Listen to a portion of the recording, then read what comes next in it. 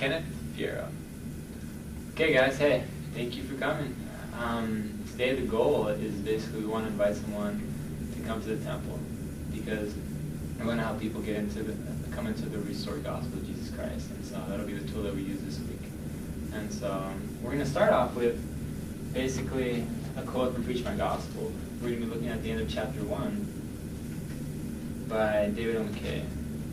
And I love this section because it just has several quotes about missionary work and just how members are involved in the work. Because we're a huge part of this work. Without us, the work can't go forward like it can. I know that missionary work is essential to our salvation, also to our brothers and sisters. There are people out there who need us. Doctrine and Covenants section 123 verse 12 states that there are people that are kept in the truth because they know not where to find it. And so we're going to help a few people this week come a little bit closer to the truth. And who knows, maybe they will be touched, maybe they will come up to baptism. Tanya, could you read this quote by David O. McKay? Every member a missionary. True Christianity is love in action. There is no better way to manifest love for God than to show an unselfish love for your fellow man. This is the spirit of missionary work. So what are you, Tanya? A fellow man. Okay, good. Okay, Jordan, what are you?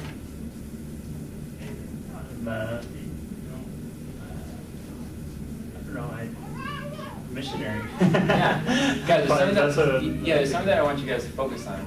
You guys are missionaries, and every member a missionary. On my mission, something very interesting was that our mission president would ask us, okay, so how many missionaries in your branch? And I attended a branch of around 30 people. And he said, how many people in your branch? And I said, well, 2. You know, there's only me. Like, okay. And he was like, no, there's 32. Because every member is a missionary. So every member, counts to that. We have to think about that. So what I want to do is I want to start off with a section called A Successful Missionary in chapter 1. And Jordan, would you read this? Mm-hmm. Your success as a missionary is measured primarily by your commitment to find, teach, baptize, and confirm people, and to help them become faithful members of the church who enjoy the presence of the Holy Ghost. Avoid comparing yourself to other missionaries and measuring the outward results of your efforts against theirs. I think right there is good. Just the first paragraph. Mm-hmm. How do you know that you're a successful missionary? Well, it's not exactly said directly in this, but I once heard it's in the invitation. Okay. It's when we invite people, we know that we're being a successful missionary. It's something we can measure. It's something that we can we can judge by our own efforts. We can know whether or not we're really striving to help people come into Christ. Exactly. Let me show you something here. First paragraph, it says, is measured primarily by your commitment. So how committed are you to preaching the gospel, to helping people come into Jesus Christ? That's how you know you're successful or not. How diligent are you in inviting other people? In Mosiah chapter 28, verse 3, it talks about the sons of Mosiah, and it talks about the desires that they have. And would you read this? Which verse? Verse 3.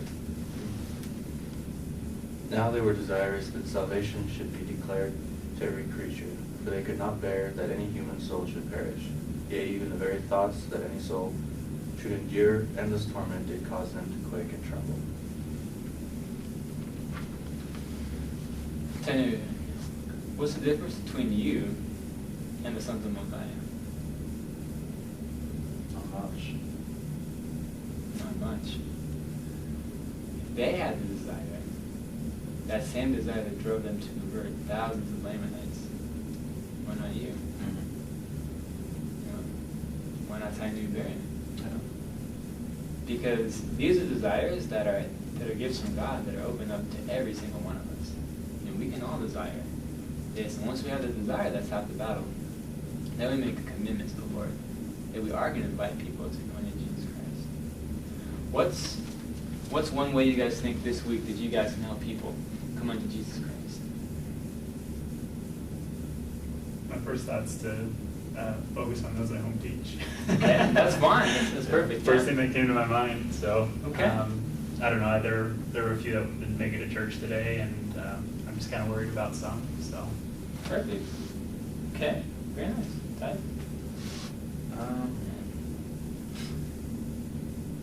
Just by being an example, and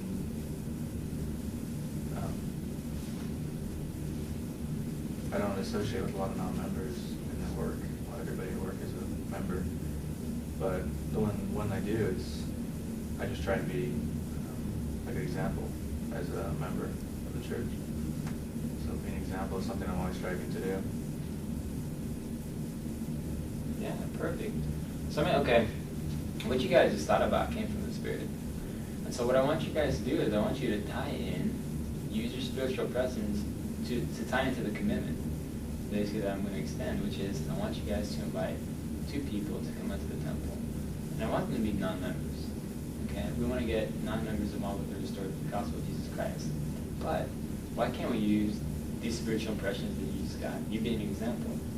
You know, maybe you can ask like someone that you're an example to if they know anyone that would be interested in hearing the gospel. Jared, maybe you could catch up with your own teachers, catch up with the people that you're home teaching. You could ask them, hey, do you know of anyone, a friend at work that could help you, and that could hear the gospel of Jesus Christ. But the commitment, the focus is, guys, that we want to be able to invite some non-members to come to the temple, but use what you've just been given and use that to basically help you find it. So think about it like this. Ty, let's do a role play. Okay, real flat. Okay, fast. Let's say that I'm one of your friends, and you want to ask me if I know of anyone, you know, that could be interested in coming to the temple. Okay. Okay.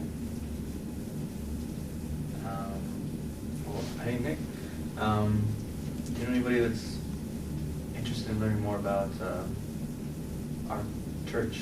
They might be interested in going and seeing some Christmas decorations at our temple. They're really beautiful and they're a lot of fun to go and see. Really, anybody can go? Anybody's allowed to go. Doesn't cost any money or anything? No. I actually do have someone that said that she's not going to be with her family for Christmas this year for the first time, and I think she'd be interested in just feeling that. Actually, it's Yeah. a good idea. You can extend the invitation. That'd be great. Yeah, no, I will. I'll let her know. I'll let you know by Friday. That'll be fine. Okay. Thanks. Okay. Yeah, that was good. The thing is, what we just did went picture perfect, but sometimes it does go picture perfect. Yeah. All we have to do is just have the faith to just do it. Anyway, will you use the spiritual presence that you got today and that you will get in inviting someone to come see the temple, so to come see the temple? It could be for lights, it could be a video, whatever you feel. Yeah. Do that. Hey, I know the Lord will bless you. Mm-hmm. Because whenever the Lord gives a commitment, like this isn't a commitment that's coming from me. I really thought about what could be a good one for just my regular friends. And I was thinking, I was like, well, missionary work, but what involved in missionary work? And so the Lord wants us to do this, I know that. Jordan, will you use your resources to try to invite someone to come into the temple so that they can feel the restored blessings that come from the restored gospel? I am. I'm going to try with the Pierces. My home teach Amanda and Chrissy, and I think that's something that they would, I don't know, they came to mind, so I'll give it a shot with them. Perfect. Okay. Cool. Perfect. Thanks, guys. Okay. I feel like, what's something that you guys feel that I could improve on? As far as teaching, Yeah, teaching. How do you think that went? I thought it went really well, personally. I got a lot out of it, but It was good. could you improve on teaching? Maybe bear testimony a little bit. Like, I'd like to meet you That's one guys. thing I was thinking of too. Yeah, maybe just kind of bear testimony about the time that I've invited someone to come to the temple, and then, Yeah, that's true. you know. It's always nice to hear like experiences that they've personally had, and then sometimes it's easier for people to relate to those. That's something I always like hearing about. Yeah. Whenever someone's talking, especially about the gospel, it's always nice to hear their own experiences. Right, I agree. Okay. Okay, so let's replay that back where I'm committing you guys, and so I've just committed you guys, and I'm going to bear testimony about what happens when we do invite people to come to the temple. I remember two things actually come to my mind. I remember when I was at Mesa Community College, just taking a math class, and I saw this one guy just always in there. It's the same thing as me, just the same amount of hours, always studying. And I was just like, hey, you should come to the temple. He just accepted so readily. I was like, wow, okay. Like, he's just like, yeah, like I've never been inside, and I've been around Mormonism. And he's just like, yeah, I'll come. And there was another experience actually where I invited someone to come to the Easter pageant at the temple, and I called her up on Friday. She's like, I don't know if I can make it. So I followed up on her on Saturday, and she was like, it was such a rough day. Like there was a fight. I almost got killed. Something happened, and I was like, okay, well, I really know that this would bless you if you came. And she's like, okay, I'll come. And afterwards, she loved it. She came to the Easter pageant, stayed for the whole thing, and she said, I want to. We were right outside of the visitor center, and she was like, I want to go inside. Can I go inside? And we couldn't go inside that day because the Easter pageant was going on, but she really wanted to go inside, and she was touched. So, Ty, Jordan, I know that God really does prepare people, and He'll use different tools. And this week, I know He'll use the temple as a tool for you. Have faith, and just because someone, don't ever think that someone's going to say no. Try Him, ask Him. I know the Lord will bless you guys. And I say the same thing in Jesus Christ.